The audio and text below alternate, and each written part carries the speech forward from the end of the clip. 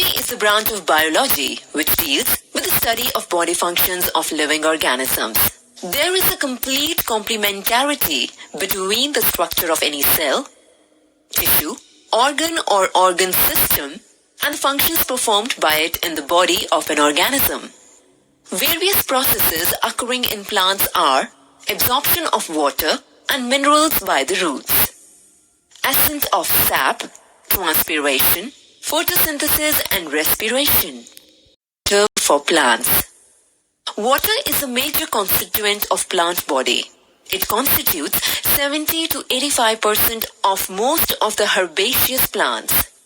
No living organism can survive if it is less than the required amount of water. Water is almost universal solvent in which most of the substances can dissolve. It is very stable and is liquid between 4 degrees Celsius to 98 degrees Celsius. It is a medium by which various soluble inorganic salts and minerals are transported to various parts of a plant. It acts either as a reactant or as a product. Without a constant supply and internal maintenance of water contents, the activities of a plant will cease and the plant will die.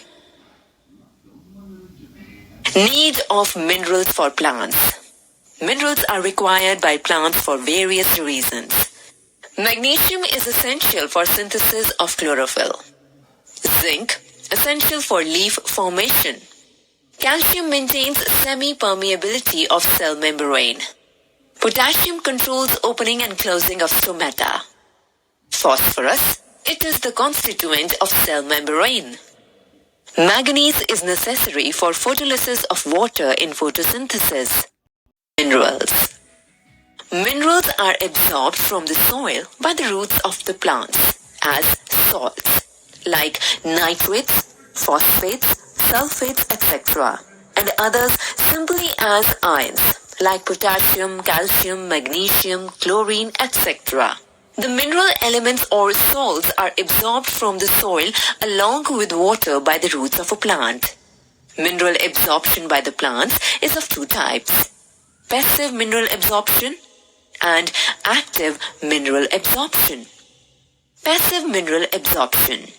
It is a physical process which do not involve any expenditure of metabolic energy. It takes place by the following methods. Diffusion. It is the movement of minerals from the higher concentration to lower concentration through ion channels in cell membrane. Mass flow. During rapid absorption of water, minerals are swept into the roots. Ionic exchange. Exchange of ions between the roots and external medium. Positively charged ions or cations are exchanged with H-positive ions, while negatively charged ions or anions are exchanged with OH or HCO-3 ions. Carbon dioxide produced in respiration dissolves in water to form carbonic acid. Carbonic acid dissociates into hydrogen, that is H-positive, and bicarbonate, that is HCO-3 ions. Contact exchange. Certain ions absorbed over the surface of roots can directly get exchanged with similarly charged ions present over the surface of soil particles if their oscillation volumes overlap.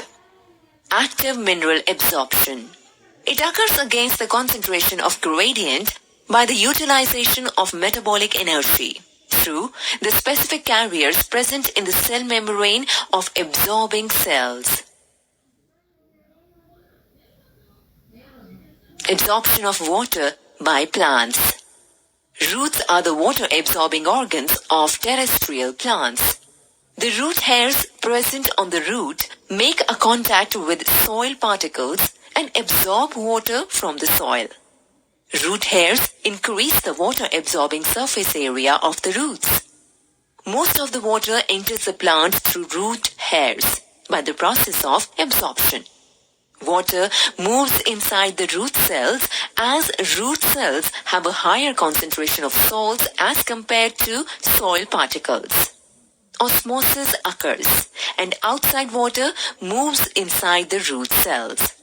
It continues to pass to the adjoining cells, one after the other, and finally enter the xylem vessels. The force of absorption of water is generated in shoots. The leaves lose water by transpiration. Due to transpiration, a suction force, that is, transpiration pull, is created. It moves the water upwards in the stem. The stem supplies water to the leaves from where it evaporates and the process continues. Water absorbing system. Plants have the potentiality to absorb water through their entire surface. However, underground root system is specialized to absorb water in the soil because of the following reasons. Extensive root system with rapid growth. Roots have extensive root system which grow rapidly in soil. Enormous surface area. The extensive root system naturally has tremendous surface area for the absorption of water. High concentrated solution.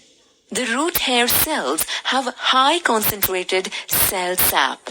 It has a higher solute concentration than the surrounding soil water. This character is an important requirement to draw in water from outside by a process called osmosis. Thin wall of root hairs. In roots, the most efficient region of water absorption is the root hair zone. Root hair zone has numerous root hairs. Root hairs are specialized for water absorption. The walls of root hair are very thin and permeable. Absorption and conduction of water and minerals. The absorption of minerals and water from the soil by the roots and their transport and exchange between the adjoining cells involve many processes such as imbibition, diffusion, osmosis, turgidity, plasmolysis, and deplasmolysis, passive transport, and active transport. Imbibition. The absorption of water by the solid particles of a substance in their dry or semi-dry state without forming a solution is called imbibition. The liquid which is imbibed is called imbibate. The solid substances which take part in imbibition are called imbibients. Imbibition increases the volume of imbibibant. It develops a pressure called imbibition pressure. Jamming of wooden doors and windows in rainy season. Dry seeds when soaked in water swell up and their seed coat bursts. Significance of imbibition in plants. Imbibition of water by the seeds help them to germinate by breaking the seed coats. It helps in the absorption of water by the roots of a plant in the initial stage. Imbibition also helps in the movement of water from cell to cell in the plant body. Imbibition pressure helps in the ascent of sap, that is, upward movement of water and dissolved minerals. Diffusion. The movement of molecules of various substances from the region of their higher concentration to the region of their lower concentration. It is called diffusion. Importance of diffusion in plants. Loss of water vapors through stomata take place by diffusion. In the exchange of gases during respiration and photosynthesis, diffusion takes place. Diffusion spreads molecules and ions throughout the protoplasm of a cell. During passive salt uptake, ions are absorbed by the simple process of diffusion. Diffusion keeps the wall of the internal tissue of the plants moist. Within cells, substances generally move by diffusion. Factors influencing diffusion. Increase in number of particles increases rate of diffusion. More density, less diffusion. Increase in temperature increases the rate of diffusion. Greater pressure increases the rate of diffusion. Types of membranes. Permeable membranes. Membranes which allow the diffusion of both solute and solvent molecules through them. For example, cell wall, muslin cloth. Impermeable membranes. Membranes which do not allow the diffusion of either solvent or solute molecules through them. For example, rubber sheet or a cork. Semi-permeable membranes. Membranes which allow the diffusion of solvent molecules through them, but resist the movement of solute molecules. For example, parchment paper, sheep or goat bladder, cellophane paper, egg membrane, whisking bag, etc. Differentially permeable or selectively permeable membranes. Membranes which allow the useful substances to diffuse in and harmful substances to diffuse out of the cell. For example, cell membranes. Osmosis. Osmosis may be defined as the movement of water or solvent molecules from the region of their higher concentration to the region of their lower concentration, when the two separated by a semi-permeable membrane. It means solvent molecules move from dilute solution to a concentrated solution. Types of osmosis. Osmosis is of two types: endosmosis, exosmosis. Endosmosis. It is the osmotic inflow of water into a cell, when placed in water or a dilute solution than that of the cell sap. It causes swelling of the cell. When some raisins are left in water for some time, they swell up because of endosmosis. In this case, water from outside diffuses through the semi-permeable membrane of raisins.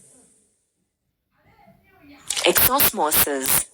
It is the osmotic outflow of water from a cell, when placed in a solution having lower concentration of water as compared to cell sap. It causes cell shrinkage. The grapes will shrink due to exosmosis when they are placed in a very strong sugar solution. Tonicity. Tonicity is the amount of tension developed in a system on account of occurrence of solute particles in it. It is usually determined when two solutions or systems are compared for their osmotic pressure. The solutions are of three types when compared for the tonicity. Isotonic solution. Two solutions having same osmotic pressure resulting in no osmosis are said to be isotonic solution. Hypotonic solution. A solution having low osmotic pressure or lower concentration of solutes as compared to another solution is said to be hypotonic solution. Osmosis will take place from hypotonic to hypertonic solution. It continues till the solution on two sides of the membrane become isotonic, provided no other force is working on that system. Hypertonic solution. A solution having higher osmotic pressure or higher concentration of solute molecules in comparison to another solution is called hypertonic solution. To understand the above three conditions and process of osmosis, take human RBCs. Place them in three different dishes.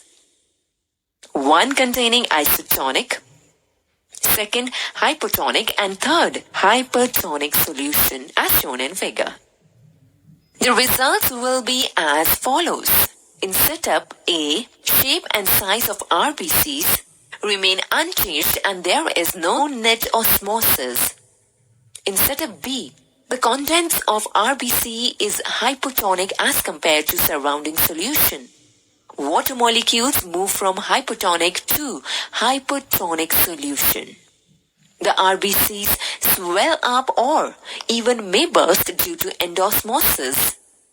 In setup C, RBC shrinks, that is crenation, due to exosmosis, because the contents of RBC is hypotonic as compared to surrounding solution.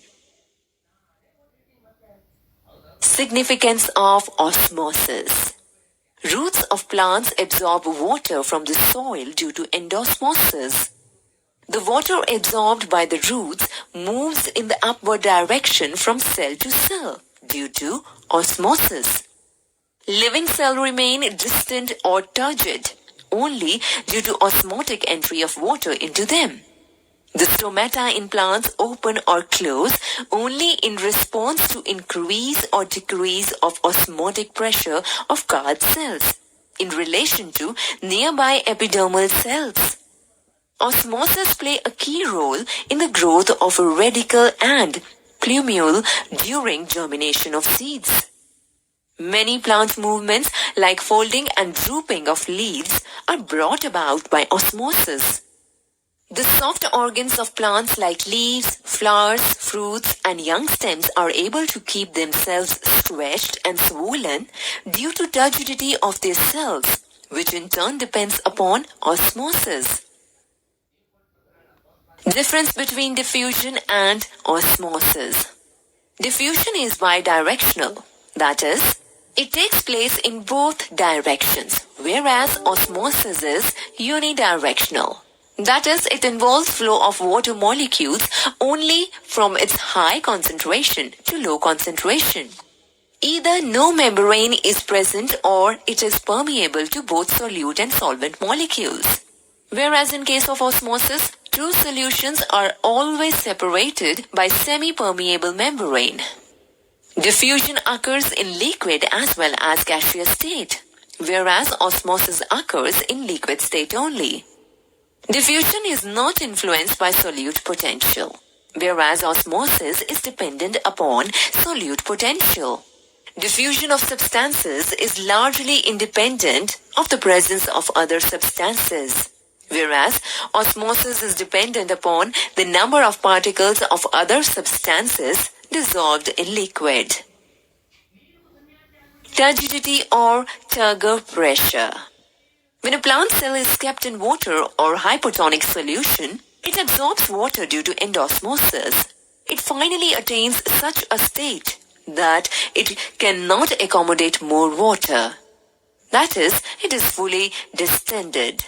This state of equilibrium, when no more water can enter into a cell, is called turgidity. And the cell is said to be turgid, that is, fully charged with water. In this condition, the cell protoplast. It exerts outward pressure against the cell wall. The pressure exerted by the cell protoplast against the cell wall in turgid condition is called turgor pressure. An equal pressure is exerted by the elastic cell wall against the cell contents. An inward pressure exerted by the cell wall against the cell protoplast under fully turgid condition is called wall pressure. Turgor pressure and wall pressure normally counterbalance each other, and a state of equilibrium is maintained. Significance of turgidity. It plays role in movement of water from cell to cell. The water moves from cell to cell, especially in the root cells because of turgidity. The direction in which water will flow from one part of the plant to another or even from one cell to another cell depends on turgor pressure or water potential in the two regions. Localization of cell organelles. The cellular organelles require a special spatial arrangement for their proper functioning. Turgidity maintains the same. Maintenance of proper shape. Turgidity helps in maintaining the proper shape and stretching of softer organs, such as fruits, flowers, young shoots, etc. Growth. Growth of cells because of plastic stretching is partially dependent upon turgor pressure. Turgidity provides rigidity. Thin-walled tissues become very rigid due to turgidity. Roots are able to penetrate through the soil since their tips are rigid due to turgidity. Movements in plant cells.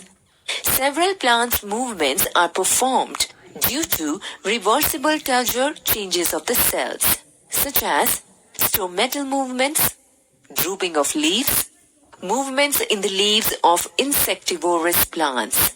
Insectivorous plants entrap the living prey by closing their leaves. Bending movements of certain flowers towards the sun.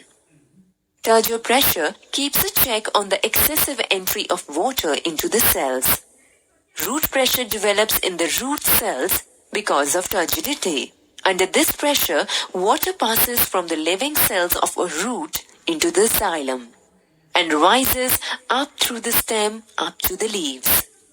In rainy season, in the early morning, drops of water along the leaf margins in certain plants, such as tomato, grass, banana, etc., are due to excessive root pressure. This loss of excessive water is called guttation. Loss of water through cut or injured stem is called bleeding. Plasmolysis and deplasmolysis.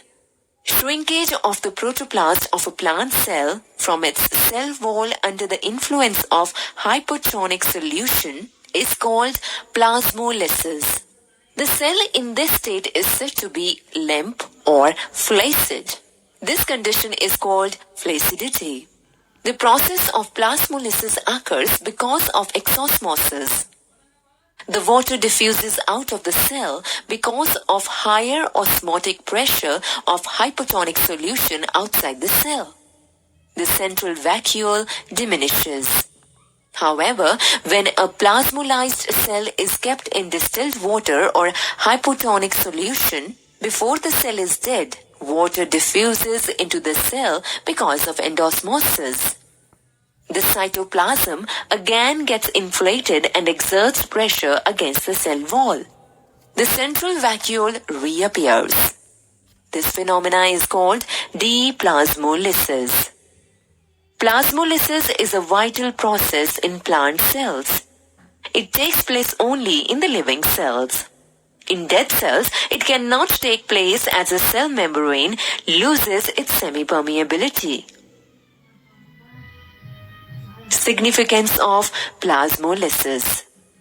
Plasmolysis has great significance in food industry and some other fields, such as high concentration of sugar in jams, jellies, drinks, etc. protects them from decay by bacteria and fungi due to plasmolysis.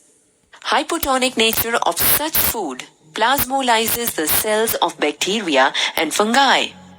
High concentration of salts and other spices in pickles make them hypertonic. It again plasmolyzes the bacteria and fungi that could cause the decay of the pickles. Similarly, meat, fish, vegetables, etc. are dried and salted to protect against the spoilage by bacteria and fungi. Weeds can be killed in a playground by adding excessive salts in their roots. Excessive use of fertilizers in the fields can also kill the crop plants in the same way. Passive transport. Passive refers to movement of molecules requiring no energy from the cell. There is free movement of molecules from their higher concentration to the lower concentration, as in the case of diffusion. Active transport. Active transport is the passage of salt or ion from its lower to higher concentration by utilizing the energy from the cell through a living cell membrane. Ions of potassium, sulfates, nitrates, etc. cannot pass through the cell membrane of the root cells easily, since their concentration is higher inside the root cells. In order to obtain these ions, They have to be forcibly carried inside the cell from their lower concentration towards the higher concentration, which will require energy. The energy will be supplied by breaking ATP molecules to release ADP and energy by the cell. Hence, ions can be taken inside the cell by breaking the concentration gradient. SAP. The upward movement of water along with dissolved minerals, that is sap, from roots to the tips of stem branches and the leaves is called ascent of sap. Path of ascent of sap. The water along with dissolved substances, that is inorganic minerals, is absorbed by the root hairs, passes through the roots to enter the trachary elements of xylem. This movement of sap is brought about by two ways: active transportation under suction pressure gradient or diffusion pressure deficient, that is DPD. That is the force with which water diffuses into a cell. By transpiration pull. The sap that reaches into the trachary elements of xylem of roots is lifted upwards. It goes up to the leaves as an unbroken column of water due to the continuity of xylem elements throughout the plant. This upward movement of sap is brought about by virtue of one or more forces, such as root pressure, cohesion and adhesion of water and transpiration pull acting simultaneously, and capillarity action.